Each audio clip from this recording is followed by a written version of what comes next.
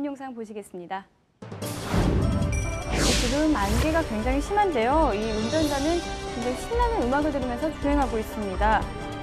한치 앞도 안 보이는 도로 상황인데 지금 순간순간 뭐가 튀어나올 것 같고 불안하기도 한데 속도를 오히려 높이면서 질주하고 있는 상황입니다. 지금 계속해서 주행하고 있죠. 그런데 갑자기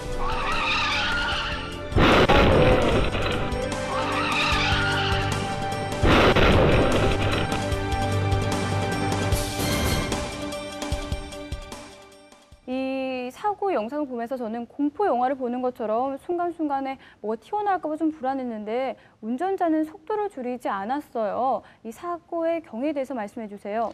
네, 그 안개로 인해서 전방 시야가 잘 확보가 되지 않는 상황인데 과속으로 운전하던 그 승용차가 그 교차로를 뒤늦게 발견하고 서지도 못하고 그대로 통과하게 됐는데요. 그 맞은편에서 좌회전하던 화물차와 충돌해서 그 운전자가 그 전치 12주에 큰 부상을 입은 사고입니다. 이 당시에 그 화물차도 좌회전을 신호 위반을 하고 해서 그 양방이 모두 신호 위반을 한 그런 사고입니다. 네, 이 사고는 두 차량 모두에게 이제 과실이 있는데 이 사고는 특히 짙은 안개 때문에 일어났잖아요. 이럴 경우에는 과실 책임이 달라지나요? 일단은 이 사고 같은 경우에 양 차량이 모두 신호 위반했기 때문에요. 양 차량 모두 이제 교차로 통행 방법 위반한 거거든요. 그럴 때 일반 교차로 사고를 준용해서 직진 차량이 우선권이 있기 때문에 직진 차량이 한 30% 과실, 그다음에 좌회전 맞은편에서 덤프 트럭이죠. 좌회전 차량이 70% 정도의 과실이 책정될 것 같고요. 기본 과실이요. 네. 그런데 이제 안개가 꼈다 보니까 네. 이럴 때는 과실을 가산하기도 하고 감산하기도 하는데 이쪽 그 사고 차량 같은 경우는 과속을 계속했거든요. 네. 이럴 때에는 직진 차량 하더라도 과속했기 때문에 10에서 20% 정도 그 과실이 더 책정될 수 있고요. 그 다음에 또 고려해야 되는 게 안개 낀 이런 기상 악화 지역에서 어떤 그 안개등을 안 켰다든지 아니면 비상 깜빡이를 안 켰다든지 뭐 이런 안전 조치를 서행을 안 했다든지 속도를 높였다든지 뭐 이런 여러 가지 안전 운행에 그 저해야 되는 요소를 했을 경우에는 과실이 또 가산될 수가 있기 때문에 그런 부분도 다 고려를 해서 최종적인 과실을 판단하게 되는데요. 특히 또 이 차량뿐만 아니라 안개가 낀 지역이라든지 기상 악화 상태에 사고 났을 때에는 도로 관리자의 책임을 또 묻기도 합니다. 그래서 어떤 폭설이 내렸을 때는 제대로 제설 작업을 해줘야 되고요. 안개가 많이 꼈으면은 그 전광판이라든지 이런 거를 다 비치를 해서 그 안개가 많이 꼈다 주의 운전해라 하는 거를 제대로 좀 이행을 해줘야 되는데 그런 거를 적절하게 이행했다면은 도로 시설물 관리자에게 책임이 없겠지만 반대로 그걸 제대로 하지 않아서 전광판을 안내 안 하고 이렇게 시설물 관리자의 어떤 과실이 있는 경우에는 그에 따라서 과실이 일부 책정될 수 있기 때문에 그럴 경우에 시설물 관리자에게도 보상 책임이 일부 발생한다고 할 수 있습니다. 네, 짙은 안개 사고의 경우에는 다양한 경우가 있군요. 그럼 사고 영상 다시 보도록 하겠습니다.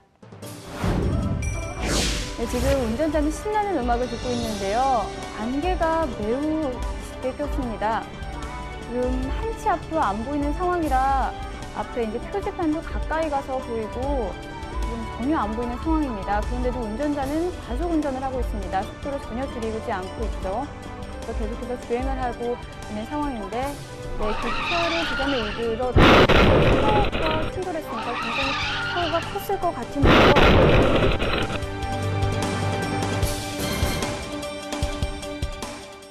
이렇게 안갯길에서 운전자들은 어떤 예방을 해야 될까요? 일단 서행이 가장 중요하고 서행이 가장 중요하고 가시거리가 100m 이내에 올 때는 규정 속도보다 50%를 감속 운전해야 합니다. 네, 빠른 것도 중요하지만 먼저 생명이 달린 문제입니다. 안개가 꼈다면요, 과속 운전 절대 금물이시고요. 제한 속도보다 50% 감소하시기 바랍니다. 그럼 다음 사고 영상 보시겠습니다. 지금 고가의 도로를 달리던 차량이 지금 들어오면서 편도 4차선에 들어왔죠. 그리고 1차선 안으로 들어옵니다. 네, 그리고 바로 유턴을 하는데 네, 지금 오토바이와 충돌하고 말았습니다. 다행히 오토바이 운전자는 크게 다치진 않아 보이는데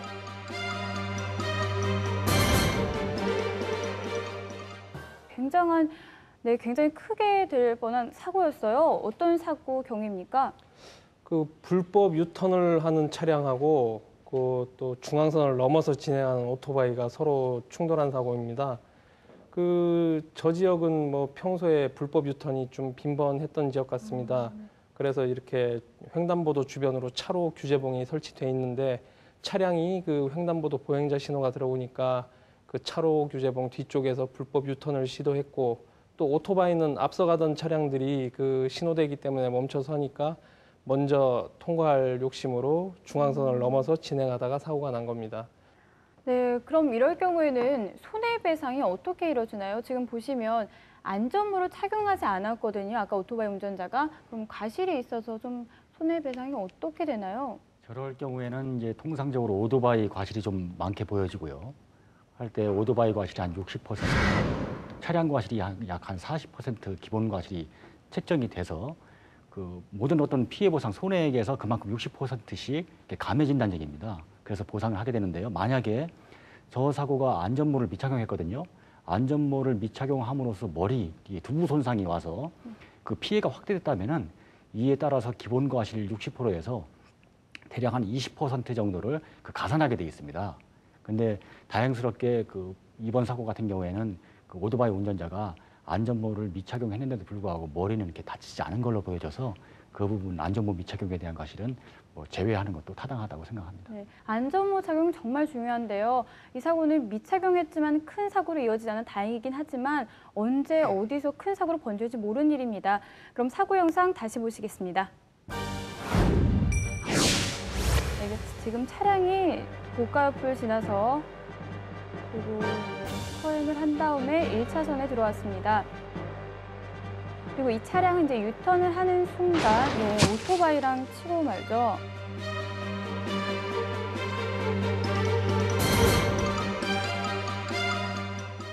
유턴 지점에서 이제 오토바이와 자동차 서로 빨리 가려는 조급한 마음에 발생한 사고인 것 같은데 얼마 전에도 이런 안타까운 사고가 있었죠. 네, 그 기부천사로 불리면서 어려운 그 아이들을 도와주던 그 김우수 씨도 중국집 배달을 원이시죠. 그 오토바이 운전 중에 유턴 사고를 당해서 그 사망하는 안타까운 일이 있었는데요. 정말 많은 분들이 그 안타까워했었고요. 그 기부천사에게도 교통사고는 피해갈 수 없었다는 걸 보여준 것 같습니다. 네, 맞습니다. 사고는 언제 어디서 그리고 누구에게나 일어날 수 있습니다. 그럼 마지막 사례 살펴보겠습니다.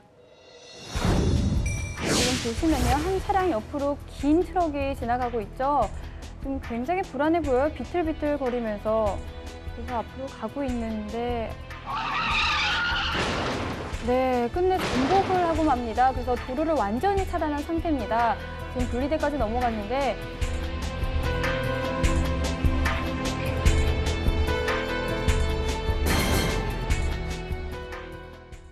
굉장히 아찔해 보이는데 이 사고의 원인이 뭔가요? 예, 사고는 그 적재물, 무거운 적재물을 실은 트럭이요. 그 우측으로 굽은 커브길에서 1차선으로 가다가 2차선으로 차선 변경하는 동시에 무게중심을 잃고 그 갑자기 도로에 미끄러지면서 전복 사고를 일으킨 경우인데요. 1차선으로 달린 것도 문제지만은 급격히 이렇게 우측으로 이렇게 굽은 커브길에서 급격하게 차선 변경을 한 것이 결정적인 사고의 원인인 것 같습니다. 네, 저도 보면서 이제 위태위태했던 것이 아주 긴 트럭이었어요. 그래서 이런 화물, 대형 화물 같은 경우에는 사고가 더 많을 것 같은데 어떻습니까? 예, 올해 그 경남 지역에서도 그 이삿짐을 가득 실은 화물차가 내리막 도로를 진행하던 중에 그 브레이크가 고장이 나면서 그 도로를 이탈해서 가로수하고 전신주를 충격하고 추락해서 탑승자 3명이 전부 사망한 사고가 있었는데요.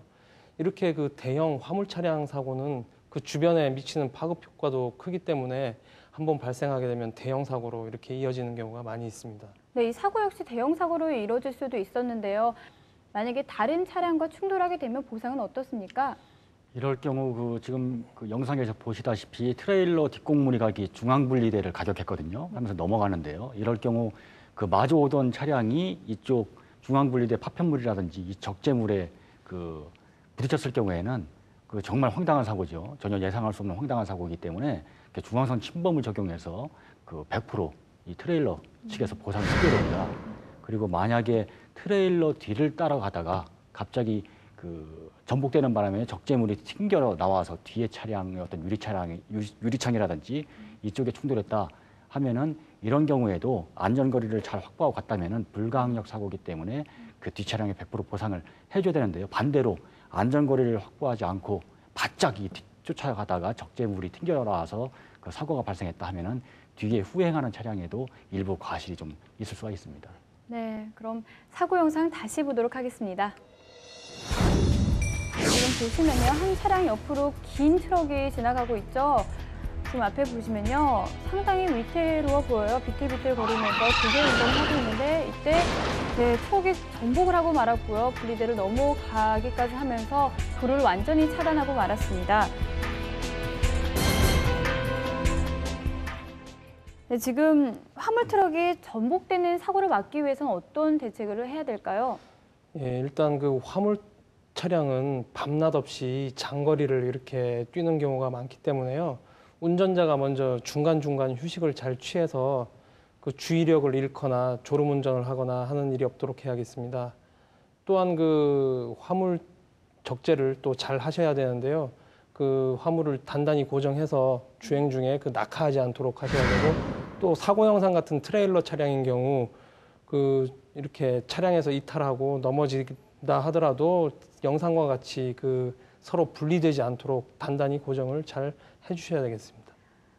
네, 대형 화물 트럭의 안전주행도 물론 중요하겠지만 뒤따라오는 차량도 상당히 중요할 것 같은데요. 어떤 운전 습관을 가져야 할까요?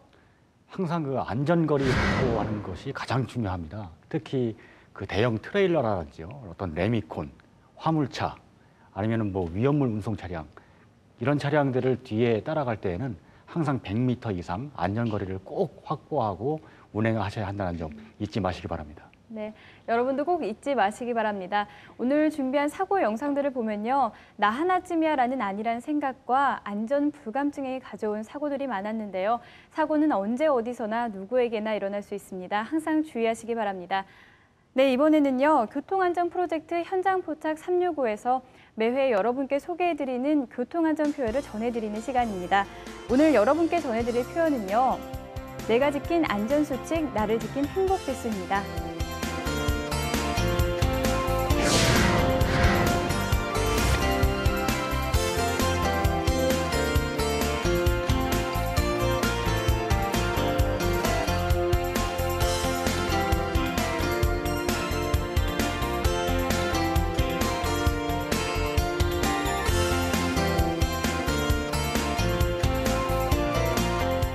네, 이 안전표처럼요, 도로는 생명이 달리는 곳입니다. 나를 지키셔서 항상 행복하고 안전한 주행하시기 바랍니다.